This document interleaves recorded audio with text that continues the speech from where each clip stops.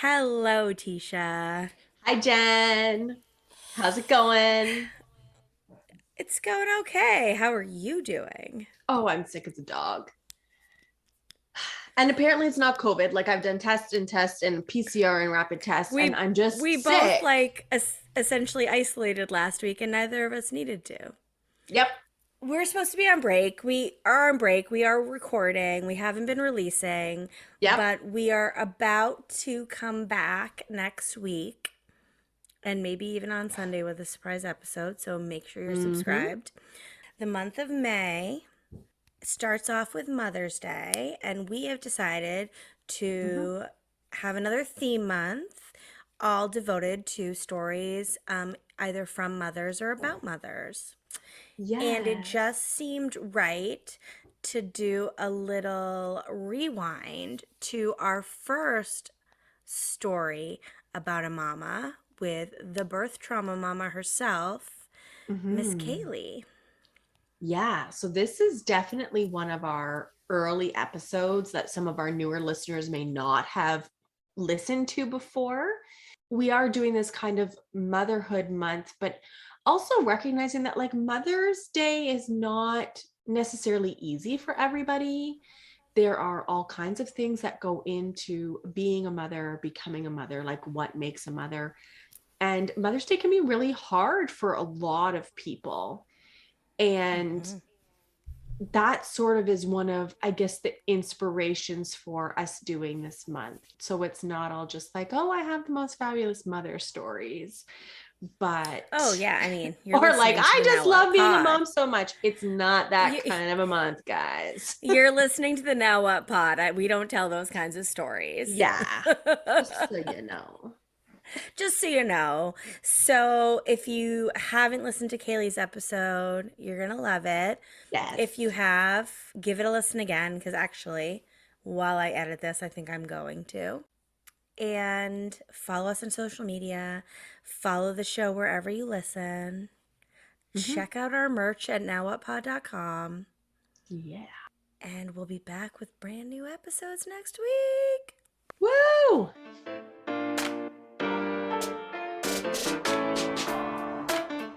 Hi, and welcome back to Now What? I'm Jen. And I'm Tisha. Today we're here with our special guest, Kayleigh. She is a licensed social worker from Pennsylvania who I've been stalking on Instagram for a while. And I just decided I was going to invite her to be on the show because she's amazing. She works as a school clinician and she also runs birth trauma peer support groups. And she's actually agreed to come on today and share her own birth story with us all today. And we're just so thrilled that she's agreed to be on because her message is really important. Welcome, Kayleigh. Thank you. That was quite the introduction. Thank you. It's weird hearing What yourself a huge, introduced like that, isn't I it? know. What a wonderful compliment. Thank you. Do you want to Um, maybe take us through a little bit? Not so much of exact, everything, but kind of what happened when Cal was born and yeah, absolutely. Yeah, I have my long, my medium, and my short version. So but yeah, so I had a normal healthy pregnancy and I went in to be induced because I did have a few high blood pressures. I had the full 2-day induction and I was 10 centimeters ready to push. My doctor had come in and told me, we're finally, after 48 hours, ready to go. And she left the room, and my nurse and my husband were in the room. And I said I wasn't feeling well. And my nurse said, that's really normal for transition. I'll get you a bag to throw up in if you feel like you're going to throw up. And I said, no, something's really wrong. I don't feel right. And then I started yelling that something was wrong with my heart. And she looked at the monitor and she was like, no, like nothing is showing up. You're fine. And then I collapsed. And so I went into cardiopulmonary arrest. So I stopped breathing and my heart stopped. And my husband, obviously I don't remember any of this. I actually don't remember being in the hospital at all. I don't remember my 2 days of labor, etc. But my husband remembers that moment, and he said I just looked as if Like my eyes were still open, but there was nothing behind them. And so he got in my face and tried to slap me and wake me up. And then he ran to the hallway to yell for a doctor. And my nurse hit the code blue button. So then people just swarmed in, and they got me right to the OR. And Steve remembers them shouting, like, do we have a pulse? You know, what are the pressures? And thankfully he does not remember those answers, because that would have been a no. And they got me to the OR, and they got Cal out in 6 minutes from when I coded. Wow. That is fast. Yes, it was a splash. They call it a splash and dash. So they just splash the betadine or whatever it is solution, and they just cut you open. So as soon as the code blue was hit, they initiated CPR on me. And so there were 2 ICU nurses who were switching back and forth every 2 minutes while my son was born. So I was not alive while Cal was born. Technically, they were doing CPR. That lasted for another couple of minutes. So I was down for about 7 or 8 minutes. And then I was resuscitated. And at this point, my wonderful OB realized that it was highly likely I was suffering from an amniotic fluid embolism. And the problem with an amniotic fluid embolism is several things. I mean, they're very rare. This hospital had actually never seen one before, and they are deadly. And so the rate of survival is getting better as we get more technology to support cardiac arrest and the bleeding, which I'll get to in a minute. But it used to be about like an 80% death rate when someone suffered an AFE. And I believe if the baby is still inside, like Cal was, their rate of survival is about like 40%. So still pretty low. Yeah. So because my doctor knew that I was having an AFE, she knew that the next phase, so after you go into cardiac arrest, about 50% of moms will make it out of that and 50% will die from the cardiac arrest. The next stage is DIC, which is disseminated intravascular coagulation, which is basically your body clots everywhere that it shouldn't, which causes a clotting cascade, and then you bleed out everywhere. And so it's an excessive hemorrhage. And that's what happened. I started bleeding out excessively. I needed 143 units of blood product. And there's about 8 or 9 in the human body. So they were just pumping me full of blood, and it was just coming out as fast as it was going in. And I ended up coding again I believe it was about an hour after my first code. And I coded again. They were able to revive me again, but they realized that my heart and my lungs were at that point so damaged at that point, I would say, that I needed life support.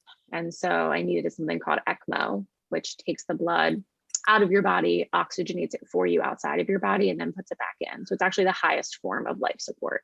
It's gotten a lot more press since COVID, because there have been people put on it who have had really severe cases of COVID. Right. So while that's all happening, the timing is not great.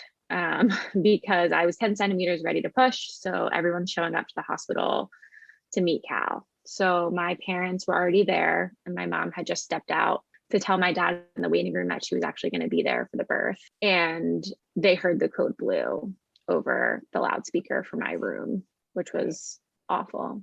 Yeah. And then more people came, the same story had to be retold. And that was just really hard for my family. And then they were all together over the course of the next, I would say, 7 or 8 hours while they worked on me. And the updates they were getting, the original update was that I had had an AFE, and that it was looking like I would be transferred to the ICU, and that I was going to survive, but I was critical. And then I continued to bleed out, and my OB came back to my family and said, I need you guys to pray. We don't really know what to do. We can't stop the bleeding. And that was right before I'd coded for the second time. Right. So they ended up trying to embolize some of my arteries to stop the bleeding, and were unsuccessful. So they needed to do a hysterectomy So they took out my uterus and one of my ovaries, and they actually packed me. One of the trauma surgeons used to be in the Army, and so he ended up packing me like he would a war victim. So it was with quick combat gauze, and they just put that sort of all in my abdomen and left me open, knowing that they would have to go back in. Wow. So at that, I was on ECMO, I was on a ventilator, and I was packed and sent to the hospital that transferred the ECMO to this hospital so that they could maintain the ECMO circuit. And they have a cardiothoracic ICU, which is what I was in. And I was sedated for 5 days on both I was on the ECMO for 2 or 3 days and then ventilated for 4 or 5. And then I woke up and got to meet my son for the first time 5 days after he was born. I unfortunately don't remember it, but we do have videos of it and pictures of it. What's it like seeing that? It's hard. So there's actually a video I just found recently. I didn't know it existed because it was on like my dad's camera, like actual camera, not his phone. I found it at Thanksgiving this year of the first time they put Cal on me, which was the day after he was born. There's a video of me on ECMO and on a ventilator of them doing skin to skin for the first time. And that video is just heartbreaking because you can hear everyone talking in the background being like, you did such a good job. Like, you're going to make it out of this. It's all going to be okay. And it's absolutely heartbreaking. And for me to watch it, it just doesn't feel like me. It doesn't feel like that's my body laying there in that situation. Right. Well, because I think you had mentioned when we spoke before that you didn't remember meeting Cal. So that's why I asked what it was like, what it's like seeing those videos. And yeah, it's definitely hard. I'm so grateful that my family had the foresight absolutely to take, there's like 2,000 pictures from the 14 days that I was in the hospital and a handful of videos. And I'm so grateful that they took those pictures and videos, even in a time where they weren't sure I was going to make it, because now I have them. And that's the only thing that I have, that and my medical records. I don't have any memories at all. So, right. Then, so you were in the hospital for 14 days and then you got to come home. So what was that like? What was it like coming home after all of this? I mean, it's so much. Yeah. And you have a little baby. Yeah. So I remember being in the hospital and all I wanted to do was go home. Once I woke up, all I wanted to do was go home. And the original prognosis when I was still sedated was months. I would be in the hospital for months. And then one day my pain was a lot less and I just was up and walking and was able to leave much sooner. And I was beyond excited. I remember that day very well. I remember crying on the car ride home because I was so happy. And I just felt like I had been given the second chance at life, and I got to go home with my husband and my baby, and it was all going to be like a fairy tale ending, like you see in the movies. You have this heartbreaking, terrible thing that happens, but you survive, and then you get a second chance at life and you change your whole life around and you do better and you are a better person. And that was the view that I had coming out of the hospital. Right. And then that quickly changed. When I returned home, I was still physically recovering. I was sleeping 14 to 16 hours a day. My husband and my parents and his mom were taking care of Cal the whole time. I really wasn't doing anything at all. Right. Yeah. And I didn't have any desire to do anything at all. Which then, of course, I felt horribly guilty about as a new mom. So I wanted to do the thing. Like, I didn't get to give him his first bath. I couldn't stand in order to do that. I wasn't able to do any of his firsts in those first few weeks. And that was really hard to watch other people do it. You know, there was also this part of me that people would be like, oh, can you should feed him. And the breastfeeding thing is a whole nother story, but I wasn't able to breastfeed for obvious reasons. So they're like, you should feed him a bottle. You should. And in my brain, I was like, I do not want to.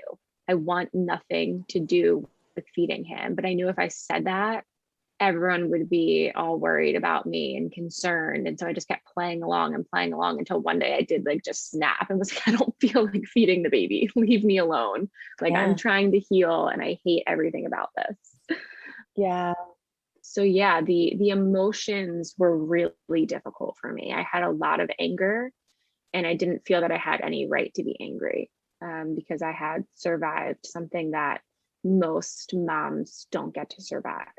I mean, there was a mom a month later in Buffalo, New York, who died of an AFE a month after me in the same exact way. She was 10 centimeters ready to push. So I just felt like there was no room for me to not just be grateful every second of every day.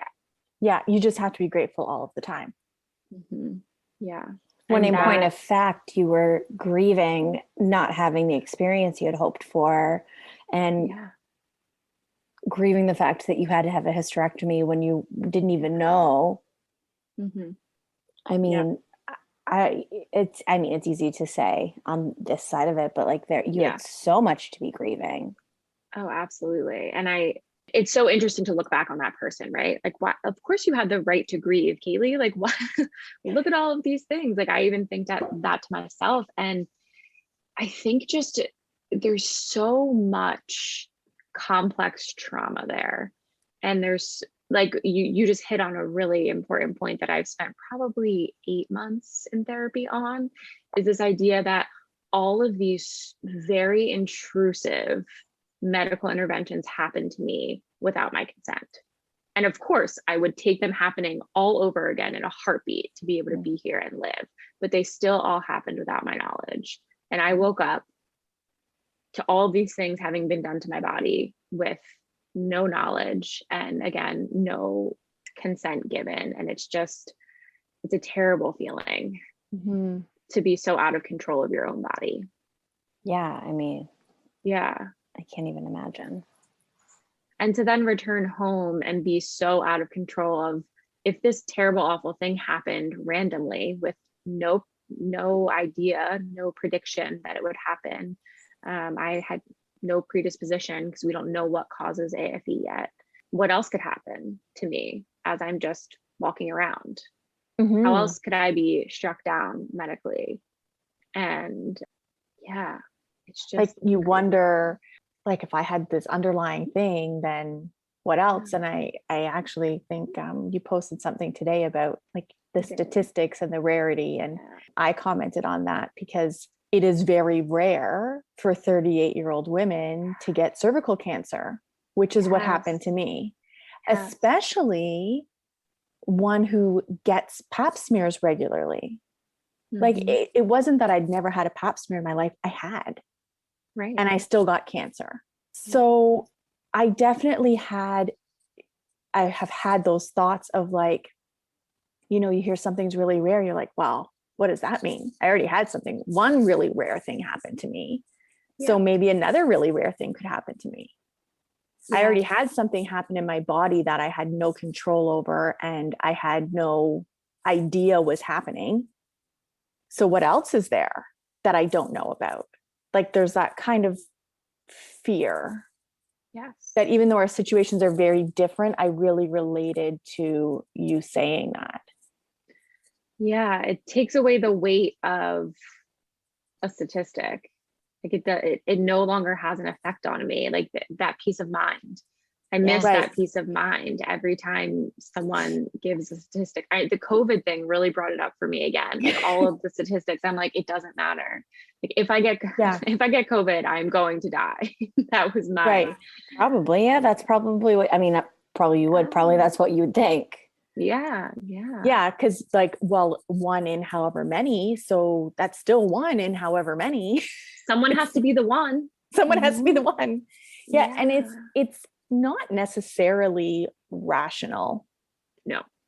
But it doesn't feel that way. It feels very rational. It feels logical. Yeah. Well, you had your whole, any sense of safety threatened and violated. That idea speaks very much to me in like my situation. Like safety became a really big thing. And I would imagine, especially, I mean, I guess anybody who's gone through anything that threatens your life and way of being probably feels that. But yeah, I would imagine you feel it probably even more intensely because, like as you said, you weren't breathing when Cal was born. Yeah, and just to have, no memory of that, and then now you're home from the hospital 14 days later, which a 14-day hospital stay isn't nothing, but 14 days later to be at home with, after what you went through, to be at home with a baby who's completely dependent is just wild. Like, I remember coming home from a C-section and just not feeling like I could do all of the things that needed to be done. It was definitely wild, is a great way to describe it. And I can't even, sometimes it's actually difficult to separate what is AFE and what is actual postpartum. Since I'm a first time mom, I often have this conversation, like there's that newborn fog. And I think mine was definitely exacerbated, but I don't really remember specifics from the first 3 months of Cal's life. And I don't know how much of that is newborn fog related and how much of that is also having the amount of transfusions I did and being hypoxic and all of that. But yeah, I think you mentioned it's just the complexities of returning home in that physical state with a newborn and with a partner who is extraordinarily traumatized. That was it's really tough to be. I felt, this is difficult to explain, but I felt left out. So all these people in my family who are amazing saw this terrible thing happen to me, and then they all, like 15 to 20 of them, hung out in hospital for the first 5 days, like waiting for me to wake up and bonding about this terrible experience. And I didn't get to be a part of that. And then I woke up and got everything dumped on me, and it happened to me. And so when I came home, all these other people were traumatized, and I was like, yeah, I have no time for your trauma. This, I don't have space for it. You don't get to be traumatized, which is not the correct response, but in my state, that's how I felt. And that, of course, created a lot of strife in our marriage. Yeah, but it's hard when you are traumatized and you're still kind of learning and processing what happened to you. To then try to be supportive of someone else who's dealing with their own trauma, or to have their trauma put onto you. I imagine that would be really difficult. Yet, when you say it, I'm like, well, they're also processing their trauma, and they probably do want to talk to you because you're part of it for them, even though you don't remember it. And they were amazing at, I wanted to hear about every single detail at all hours of the day. And for them, that was traumatizing, and they pushed through and gave me everything I needed and were amazing. But my husband and I were both traumatized in different ways. We deal with trauma differently, and we also had a newborn between us to raise. And so that was the newborn alone is like a big thing for a couple. Yes. That's hard on a marriage for anybody. So and again, it's these conversations always jump around, I feel like, because there's so many different facets of emotion, and it's the trauma, but it's the grief. Not only did I not get the golden hour, which is like apparently the best thing ever that everyone always really talks up. I do think there's an issue with our expectations around that, but I didn't get that. I wasn't even alive or awake for my baby being born, and no one was in the room when my baby was born except for the 50 or so medical professionals. So I remember the first week I was like, I don't actually know if this is my baby. He looks nothing like me. No one saw him come out of my body. Wow. I mean, that makes complete sense to me.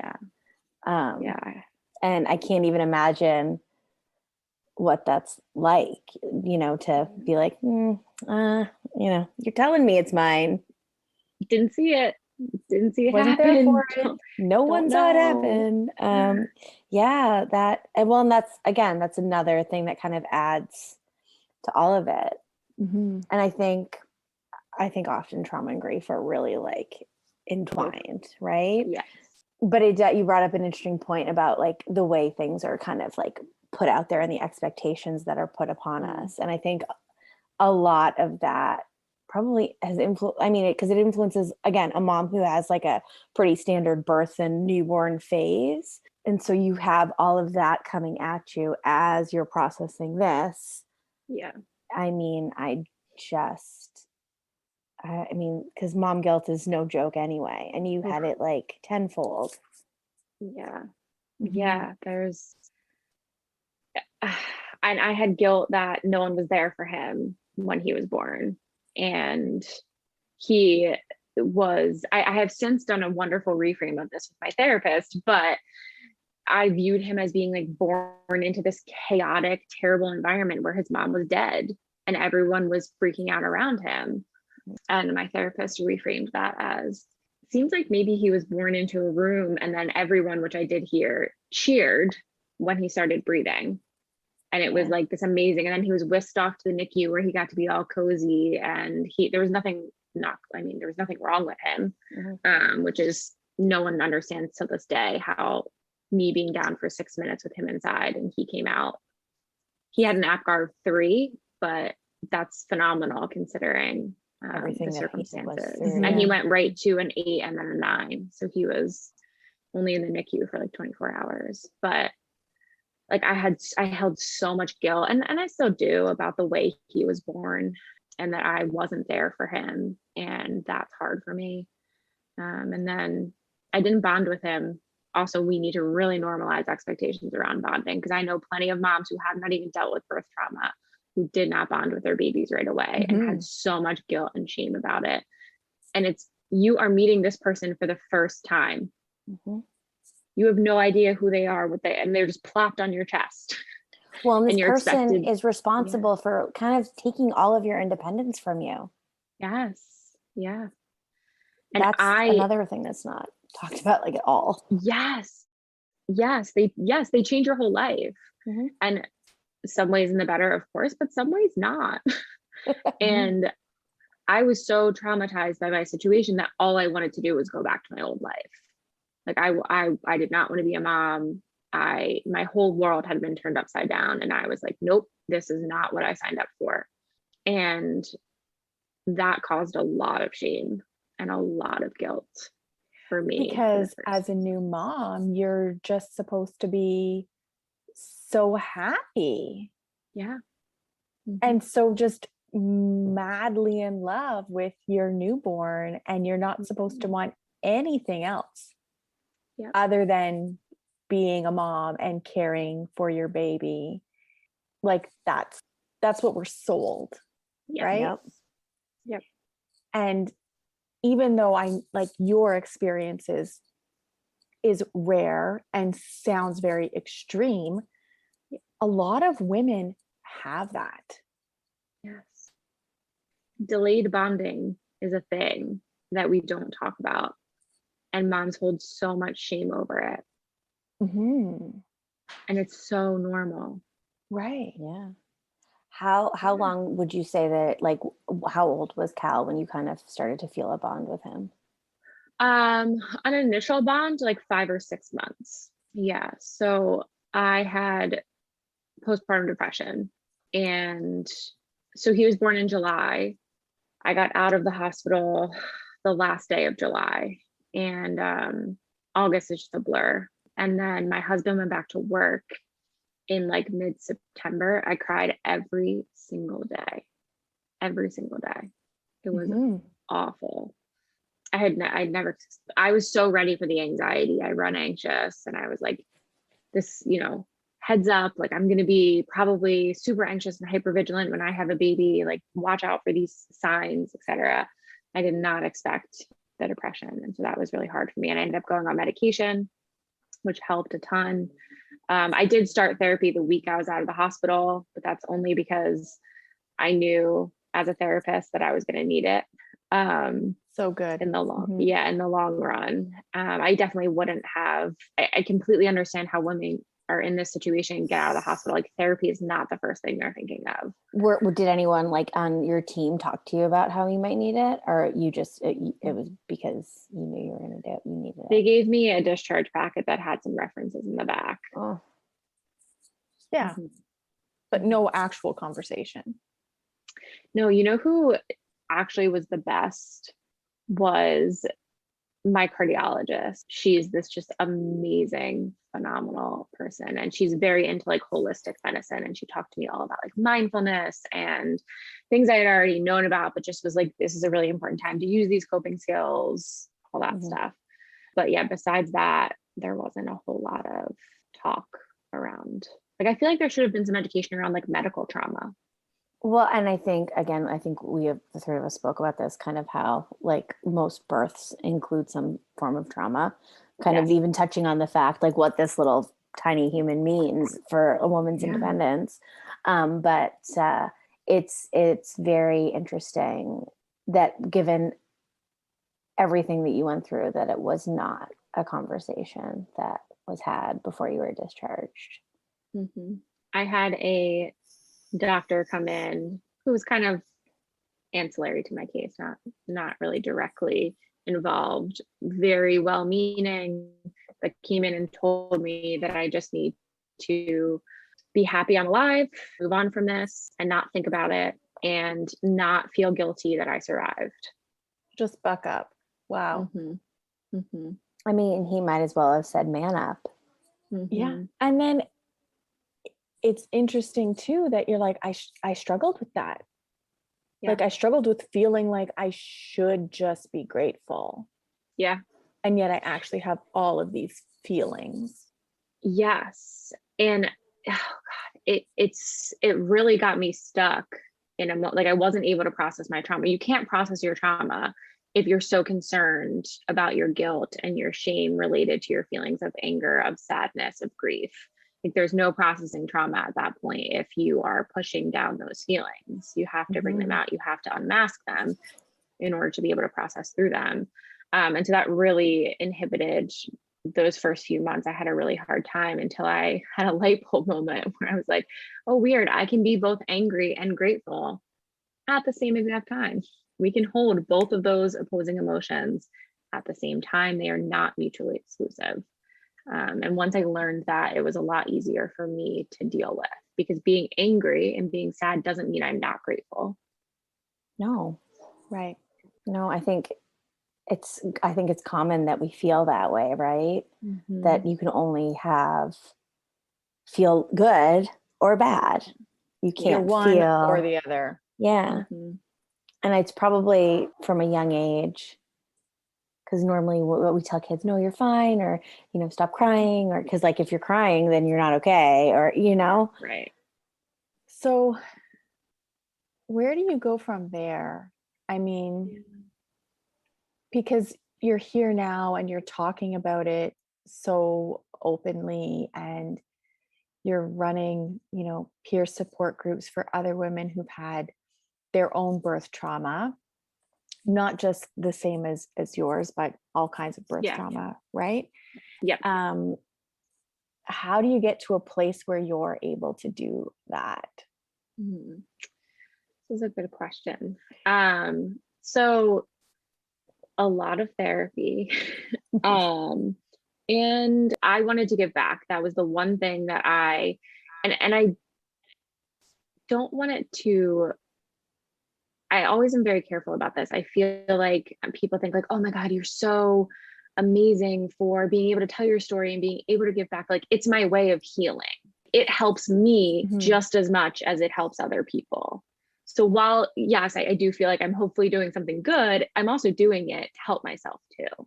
Like this is my way of climbing out of the darkness. I don't want other moms to go through what I went through in September and October and November of that year, because those were some dark times. And I wanted someone to just hold my hand and be like, I've been here.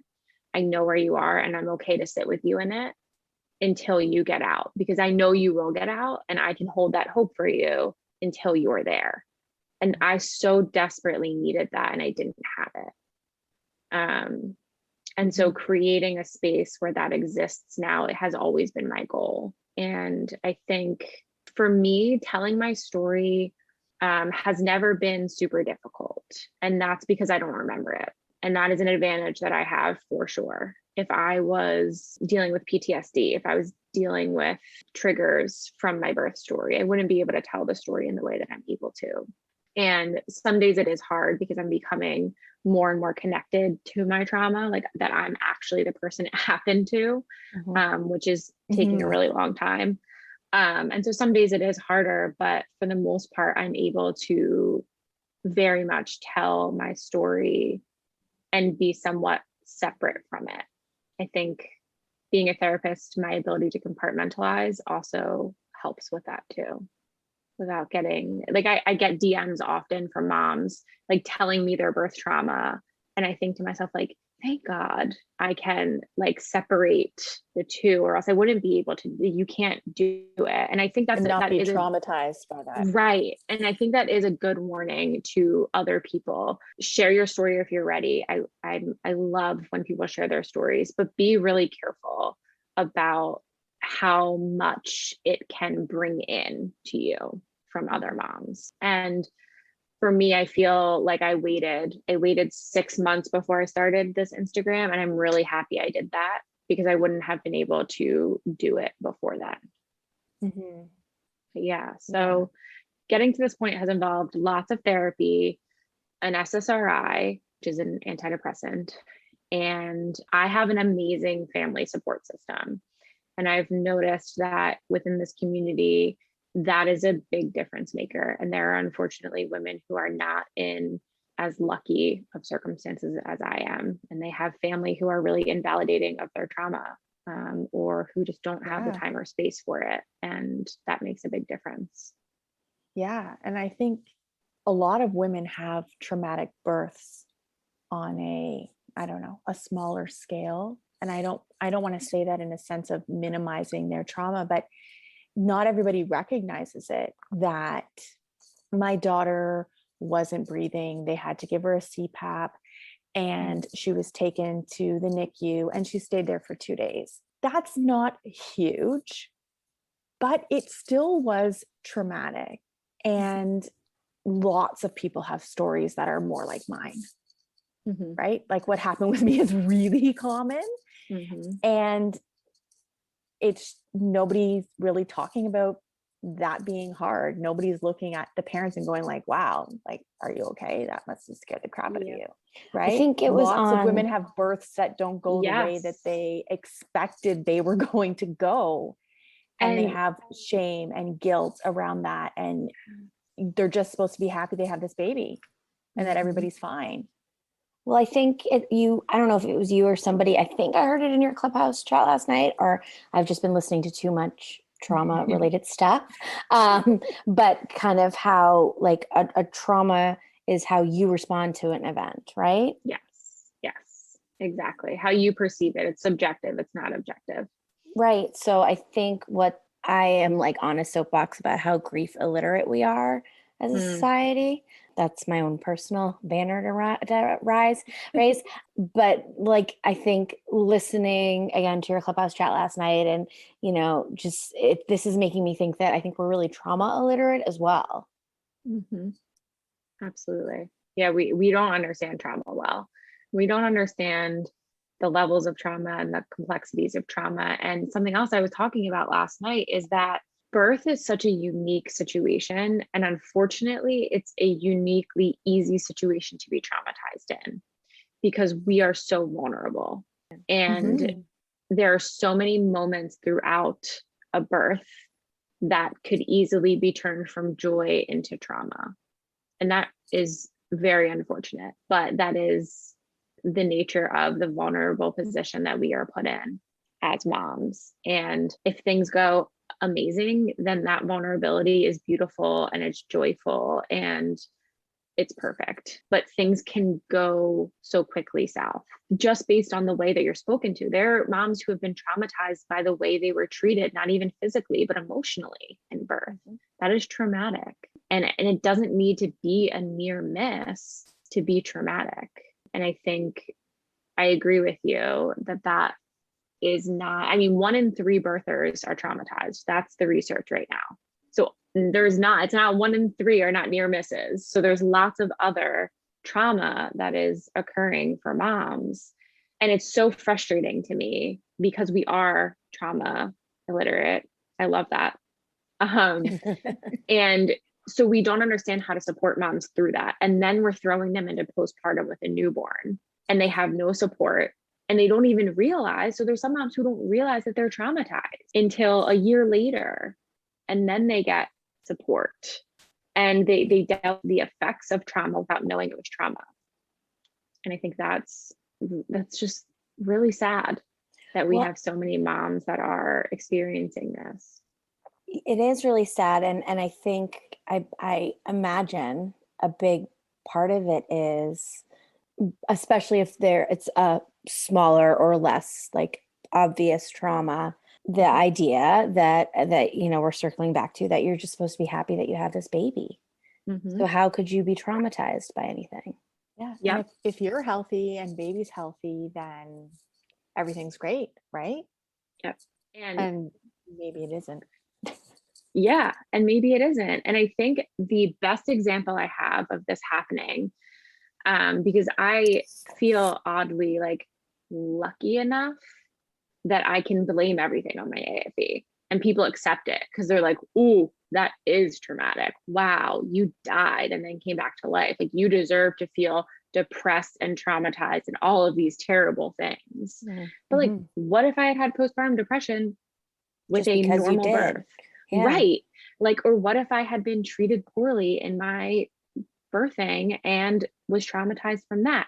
And the perfect example I saw of this is I posted a TikTok the other day that was all of the things that people say to moms, like, well, at least you and the baby are healthy, at least you survived, all of these things. And it was me saying, like, don't say these things.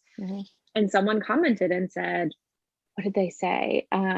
Tell me you're a millennial without telling me you're a millennial. So basically calling me soft, and saying, yeah. And so obviously they hadn't watched my video from before, which shows my birth story. Right.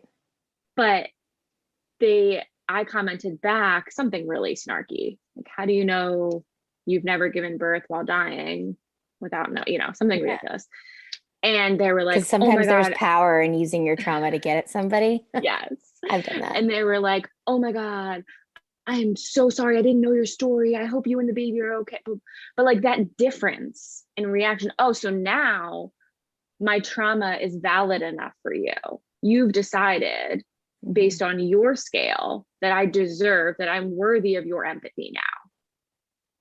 What kind of BS is that? Trauma is subjective. I don't owe you anything. I don't care about your scale of trauma. It doesn't affect me.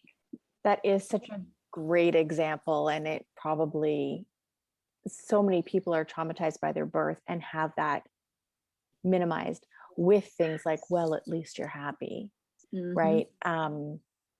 I had this a baby is so hysterectomy. perfect. Yeah, baby's so perfect, right? I had a hysterectomy and it's like, well, at least you had 2 children, right? Like at least you've got 2, so you can't. And if you didn't have the hysterectomy, it was good. Like I had cancer, I had to have it removed, right? Right. Like, so of course I had the hysterectomy, Right. given my options. Right. But I'm sure people have probably said that to you too, like at least you got your one. Yeah. Right? At least he didn't die. At least he didn't die. Yeah. Yeah. Yeah. Oh yeah, I've had that said to me. And it is minimizing. Mm-hmm. And I'm not a millennial. Yeah. I'm not. I mean, they did. I am technically a millennial, so I'll give them that. But I was so angry for the moms who would then read that, who have had a less severe birth trauma than me. Right. And Like who you're trying to empower. Yes. To then be exactly. cut down in that way. Yep. And, we're talking about women's health, which for such a long time, like birth was not talked about. Men were not present for it. There's still a lot of people who are uncomfortable talking about and breastfeeding and all of the stuff that goes with that. It lends itself, I guess, to people not feeling comfortable talking about their experiences, or not feeling like, we don't know other women's story. We are given this narrative that you go to the hospital, you have the baby, everything's wonderful, you come home and like, it's great. And if that's not your story, then where do you go and who do you talk to? Well, and we don't really, I think, educate moms on what to expect after the baby comes, No, other than how to change a little bit diaper. like, it's still a little bit, I don't know, taboo. Well, because I think it's, it's a gong show and nobody would have babies if they knew that. And everybody's experience, it's so varied. Yeah. And even I have 2 children, and both of my births were very different, and my postpartum experiences were very different with each of them. So there's no guidebook. There's no way that it goes for everybody. I think even in like a perfect scenario, there's still an element of that 4th trimester that's going to be a gong show. It is. I mean, I say most of it is. My experience, I think all of our experiences is that basically all of it is. But even somebody who, whether it's just for social media or actually in real life, however perfect it is, there's still parts of it. Like nobody does well with no sleep. Nobody does well having to like change a diaper every like 30 seconds. And when they're just in one of the, like, there's so many things that come along with in that period, right? Yeah. Even when we're talking like normal textbook, whatever. Yeah. Nothing could have prepared me for the sleeping, the lack of sleeping, and how that actually impacted like my mental health. Yeah. And I knew, you're going to have a newborn, you're going to be tired, and they wake up all the time. I'm like, yeah, sure. I mean, I've been tired. I know what tired is. Okay, fine. But night after night after night, it's a whole different ball game. It's very interesting to me, Kayleigh, that you had every reason to not feel any of the guilt or pressure because of what and from where I'm sitting.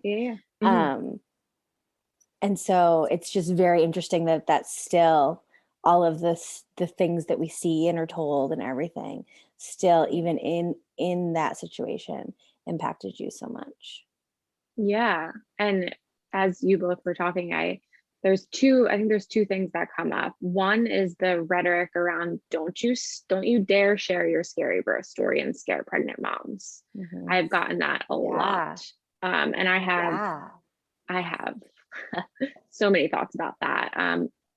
Pregnant moms are not delicate little flowers that need protecting. I'm not going to go up to a pregnant mom on the street who I don't know and tell her I almost died in childbirth. Like, that's not what we're talking about here. But moms deserve to be educated on the risks. Like, I should have known what an AFE is before birth. Would it have changed anything? No. Would it have changed my decision to have a baby? No. But we should still know all of the risks going into having a baby.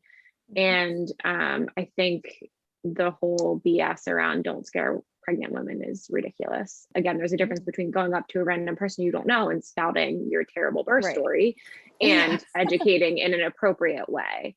And the second point in the postpartum period is I totally agree with you. I don't think anything could have prepared me. And so I always go back and forth. Like, we obviously need to talk about it more. We need to do more prepping for moms about postpartum and what it's like. But then also there is nothing that could have prepared me for certain things and certain feelings. And so my counter argument to that is, and my big push for moms is to have a postpartum plan. We are so focused on birth plans, and that's fantastic and great. Often they get thrown out the window, but that's just my opinion. But a postpartum plan, like, actually, we had nothing. I had no plans. We were just going to have a baby and go home and figure it out from there. Like having a support, a mental health support plan. Where are you going to get therapy from? And if you don't, and you know, if you don't like it and you don't go back, fine, but have a plan for where you are going to go and an appointment scheduled before you have birth, and know who's going to come and help you and your partner and all of that stuff. Yeah, because it's so true. I knew, you know, my postpartum plan was like, well, I don't know what day I'm going to have the baby on, but whenever the baby comes, my husband will probably take a couple days off work and then he'll go back to work. Like that's the whole plan. That's the plan. Yep. Right? I was never planning to have a C-section. So I didn't plan that maybe I was going to need my mom to come and stay because I wasn't going to be able to lift the baby. Right? We need to think about those things beyond just getting through the birth. It's so true. I don't think I've ever heard somebody say they have a postpartum plan. Well, partners, I think, need to be better prepared too. Yes. It's more than just like some class that you do together, right? Like they need, I don't know what it is, but they need some sort of support that's beyond like, this is how you change a diaper. It's so true. I mean, how much a woman changes. Yeah. Again, if everything goes according to plan. And then if you at the bare minimum have some of like a plan and this stuff in place, then you're better equipped for, again, something standard. But then when the trauma piece comes in, or something as extreme as like your experience, at least you've already got a little bit, put some thought into it. And I think the leap to needing more support is a little bit easier to make, maybe. Yes, absolutely. Yeah. And as you know, we're talking about how little we talk to women about this, and you know, don't scare a pregnant woman. So women aren't talking with women about this. Men are definitely not being talked to about this. And nobody's telling the husband, you know, for example, what to look out for, that if their wife has postpartum, which is relatively common. Like, are husbands being educated on what the signs of that might be? I don't think so. No, I educated my husband just because I'm a therapist and was like, you need to watch out for these things in case I don't realize it's happening. But no, that no one educates husbands on these things, or partners, whether it's a husband or a wife. No one is educating partners on these things, the non-birthing person. And I think they need to. And on like, why is the non-birthing partner not educated on things like delayed postpartum hemorrhage? Like there are warning, like there are physical things that happen to women after they give birth that are dangerous. And I don't feel like anyone is educated on that. That didn't happen in my birthing class. No, I don't think I ever heard about it. And I don't think I was sent home with anything about that either. And I kind of feel like after actually like post C-section, that's probably likely. And I had 2 of them. So how old is Callahan? So this was July of 2019. So he is about 20 months. Right. When would you say you felt like you kind of started seeing the light again? Yeah, great question. I get this probably daily on my Instagram from other moms. And it's a hard question to answer because it's definitely gradual. Yeah. I would say the first 6 months were pretty hellish. And then I did start to sort of have some good days in there. I started to string together some good days with the bad days. And things started probably getting better around the 8 or 9 month mark. But then the 1 year anniversary was like right around the corner, and that crushed me again. I actually had to return to the same hospital where my AFE happened at, exactly like the same week that Cal was born, a year later, for a major surgery. So it was lots, and it was during COVID, so my family couldn't come. Right. So there was lots of re-traumatizing there, and sort of and regardless of the surgery, the 1 year brings up a lot for for moms who have had birth trauma, as I'm sure you know. Mhm. And so that felt like, I don't want to say step back. I've learned that's not the case. We just have feelings and feelings happen to us. There's no stepping forward and stepping back. We just feel the way we feel.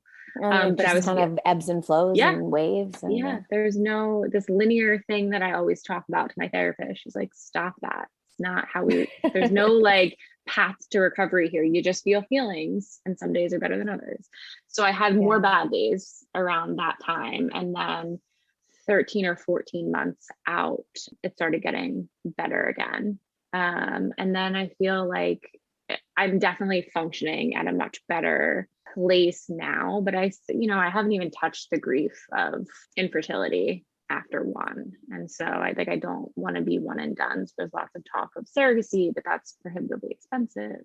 it's a whole So other much stuff still. So I would say, things became survivable 6 months out, and then 9 months out better. 1 year was hard, and then through that I feel like it got better. And I have moms reach out and are like, oh my God, I'm 2 years out and I'm still really struggling. First of all, normal. Second of all, my timeline is based on someone who went to therapy the week she was discharged from the hospital. Right. Like that is the thing that got me above water more quickly than I would have expected. Yeah. And you think that's the biggest game changer for you? Yeah. Did you feel comfortable, like right in the outset, like how you were saying, you didn't want to feed him, you weren't bonding with him. Did you feel comfortable talking about that right at the outset with your therapist? Or because sometimes there are things that, like, if they feel taboo, they can still even be hard to speak about, even in that safe space. Yeah, that's a really good question. I don't remember. You don't remember? I don't remember because it was so foggy. I don't even remember. My therapist told me recently that when I called to make an appointment, she asked if I could wait. And I said no. Right. She's like, can you wait a week? And I said, apparently. And I'm like a people pleaser. So I'm like, why would I? And she's like, you knew you needed help and you needed it right then. Yeah. Yeah. Good for you to recognize that. What would you say maybe to somebody who feels like they've been traumatized by their birth, in terms of encouragement maybe, or what advice you might give? Well, first, I would say that I'm so sorry that this happened to you, and that you didn't deserve this to happen to you during a day that was supposed to be so wonderful. And the advice I would give is just that it's really hard, but it will get better. And I think knowing that it will get better with the right support is really important. You will not always feel like this. This is the most important thing in postpartum. You will not always, this is not who you are.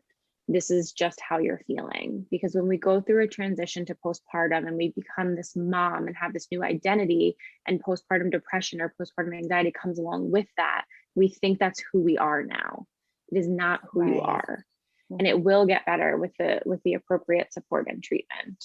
And the one really helpful resource I will say is, if you're going to seek therapy, if you at all can, definitely go see a therapist who has their PMHC, which is the Perinatal Mental Health Certificate. And if you go on Postpartum Support International's website, they actually have a directory there. And all of the therapists listed in that directory, which you can search by your location, have their PMHC. So I highly, highly recommend doing that. That's awesome. We will definitely put that link in our show notes so that people can find us. And if they want to find you, how do they do that? So you can find me on Instagram at thebirthtrauma_mama. And also, I always like to plug this because they have great information. If you want to know any more, I didn't really get into full details about what an amniotic fluid embolism is, but if you want to know more and read other mom stories, you can go to afesupport.org. They have fantastic wealth of knowledge there. That is fantastic. That's amazing. Thank you so much.